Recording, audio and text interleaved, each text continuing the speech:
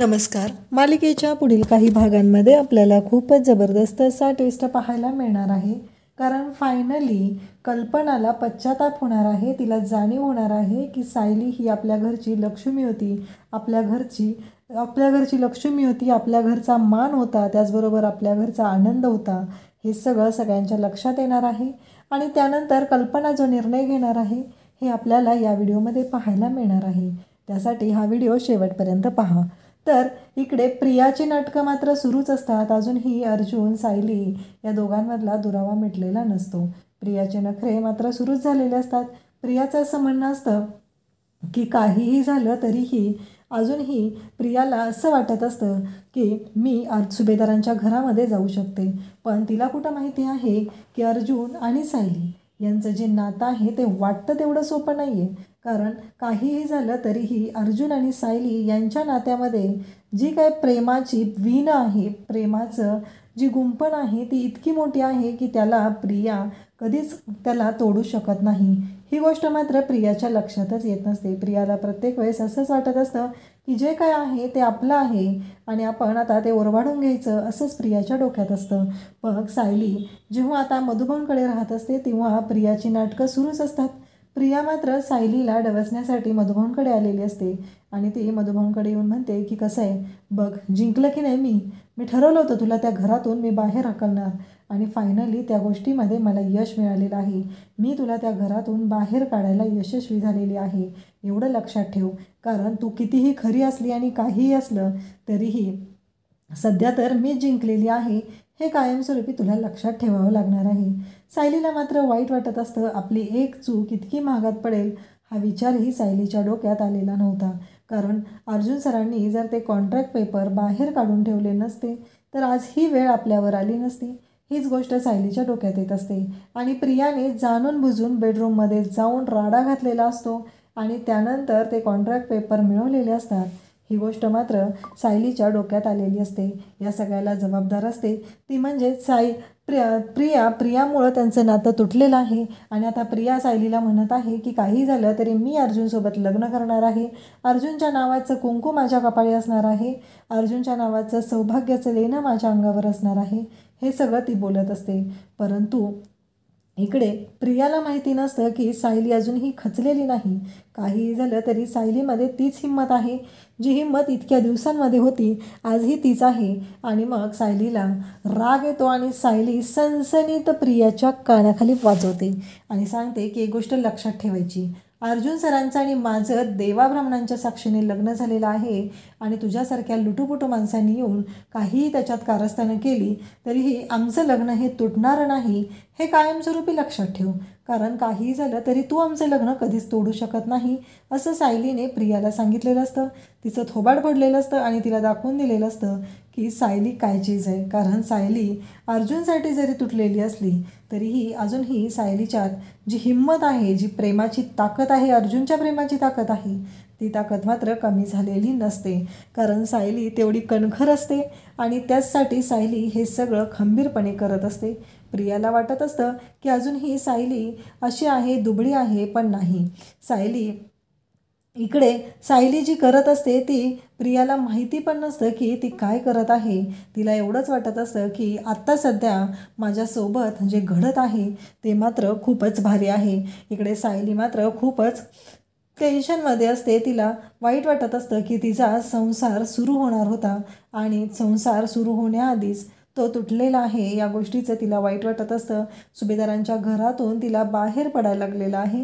या गोष्टीने सायली खरं तर डिस्टर्ब झालेली असते. पण नाही, सायलीने ठरवलेलं असतं की काहीही झालं तरी आता मी माघार घेणार नाही.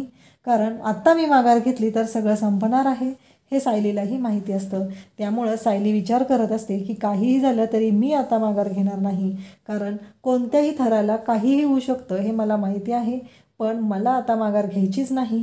कारण अजूनही मी त्याच घराची सून आहे, मी सुभेदारांची सून आहे. त्यामुळं मी माघार घेऊ शकत नाही असं सायलीचं म्हणणं असतं. आणि मग सायली आता सुभेदारांची सून म्हणून त्या घरात जाण्याचं स्वप्न पाहत असते. पण सुभेदारांची सून तर सायली ऑलरेडी आहे, कारण देवाब्राह्मणांच्या साक्षीने अर्जुनने आणि तिनं लग्न केलेलं आहे.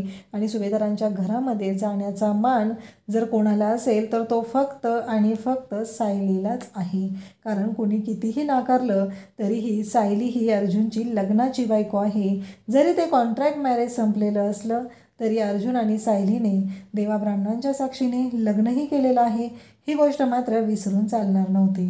आणि सायलीने हे दाखवून दिलेलं आहे, कारण प्रत्येक वेळेस सुभेदारांच्या घरामध्ये जे काही तिनं केलेलं आहे त्या प्रत्येक गोष्टीमुळं सगळ्यांना पदोपदी प्रत्येक ठिकाणी सायली दिसत असते.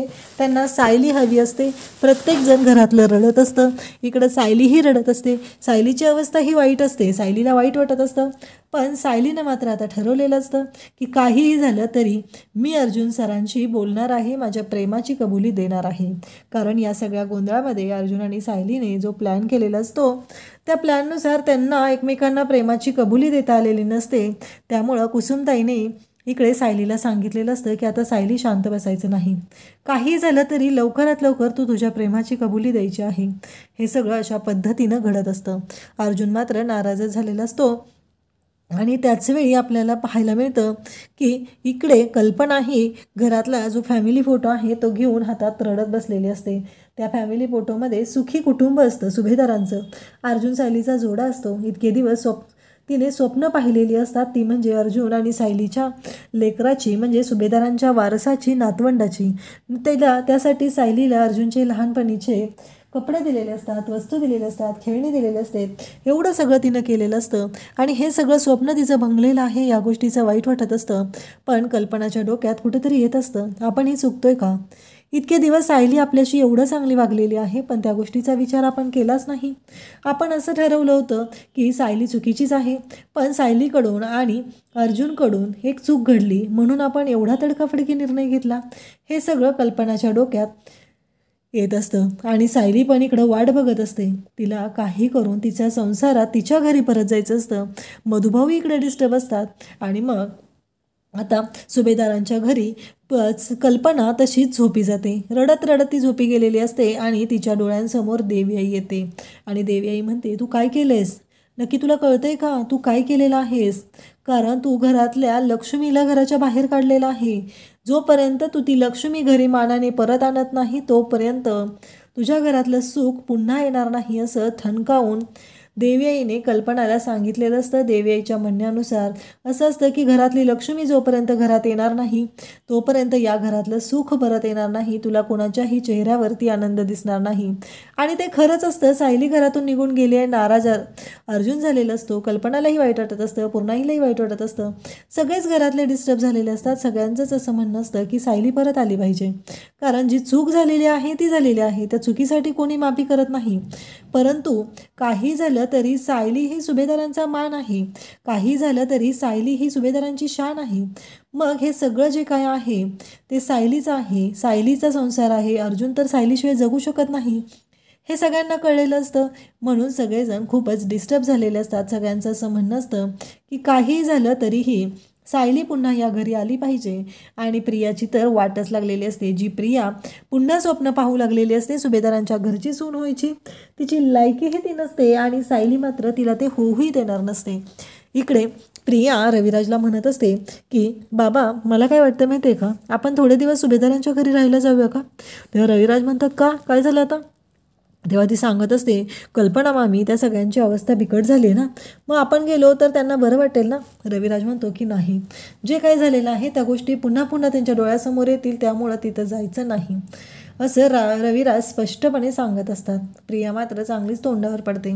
तिला असं वाटत असतं की पुन्हा त्या घरात जावं, अर्जुनशी जवळीक साधावी, अर्जुनच्या जवळ जावं आणि आपल्याला जे हवं आहे ते सगळं आपल्याला मिळालं पाहिजे, असा तिचा प्लॅन असतो. पण एका सेकंदात रविराजने तिचा तो प्लॅन उधळून लावलेला असतो आणि तिला कळायचं बंद झालेलं असतं.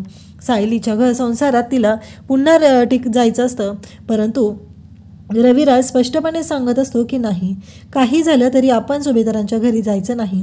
आणि त्या क्षणी तिला सायलीनं तिचं जे थोबाड फोडलेलं असतं ते आठवत असतं. सायलीनं तिची वाट तर लावलेलीच असते, परंतु सायलीनं हेही दाखवून दिलेलं असतं की सायली काय चीज आहे, सायली नक्की काय करू शकते हेही सायलीनं तिला चांगलंच दाखवून दिलेलं असतं.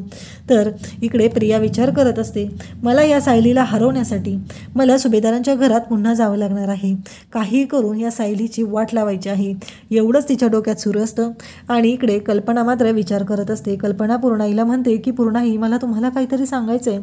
पूर्णाई म्हणतात, काय झालं गं, बोल ना कल्पना. कल्पना सांगू लागते की अहो पूर्णाई, रात्री ना देव्याही स्वप्नात आली होती आणि ती मला म्हणत होती की हे सगळं काय चाललेलं आहे, तू घरच्या लक्ष्मीला घराच्या बाहेर का काढलेलं आहे आणि हे सगळं काय झालेलं आहे हे मला ती विचारत होती. तेव्हा कल्पनाला पूर्णाई म्हणते, हो मलाही तसंच जाणवत आहे. आपल्या घरची लक्ष्मी घराच्या बाहेर गेलेली आहे आणि त्यामुळं आपल्या घरावरती संकट येते की काय या गोष्टीची मला भीती वाटत आहे. आपल्या घरची लक्ष्मी आहे ती, आपल्या घरची लक्ष्मी अशी घराच्या बाहेर गेलेली नाही चालणार. सुभेदारांच्या घरामध्ये सायली घराच्या बाहेर पडलेली आहे, पण बघितलंच ना, कुणाच्याही चेहऱ्यावरती आनंद नाही. मान्य मला मुलांची चूक झालेली आहे, आपण पण चुकलो का गं कल्पना, आपल्याकडून पण चूक झाली का, आपण त्यांना समजून घ्यायला हवं होतं का, असं पूर्णाजी म्हणत असते. तेव्हा कल्पना म्हणत असते, कसं आहे हो पूर्णाई, कसं माफ करायचं सांगा ना, यांच्या सुखी संसाराची स्वप्न आपण पाहत होतो आणि हे सगळं काय झालेलं आहे आणि तुम्हाला असं वाटतं का अजूनही आपण त्यांना माफ केलं पाहिजे, असं पूर्णाईला कल्पना म्हणत असते. परंतु पूर्णाई म्हणत असते की बरोबर आहे तुझं कल्पना, पण मला काय वाटते माहिती आहे का, जरा विचार करावा लागणार आहे आपल्याला. कारण काहीही झालं तरीही सायली या घरची सून आहे. अर्जुनची अवस्था बघितलीच ना काय झाली. जेव्हा अर्जुनचा अपघात झाला होता त्यावेळेस सायलीचा अपघात झाला होता त्यावेळेसच आपण बघितलेलं आहे त्यांच्या दोघांचं एकमेकांवर प्रेम आहे गं, पण नक्कीच काहीतरी वेगळं घडलेलं आहे ज्यामुळं त्या दोघांना हा निर्णय घ्यावा लागलेला आहे. हे सगळं पूर्णाई बोलत असते. तेव्हा इकडे अर्जुन रडत असतो. सायलीची अवस्था बिकट असते. आता पूर्णाई आणि कल्पना सायलीला पुन्हा आणण्यासाठी, मानानं आणण्यासाठी काय करणार हे आपल्याला पाहायला मिळणार आहे. अशाच अपडेटसाठी चॅनलला सबस्क्राईब करा. थँक्यू.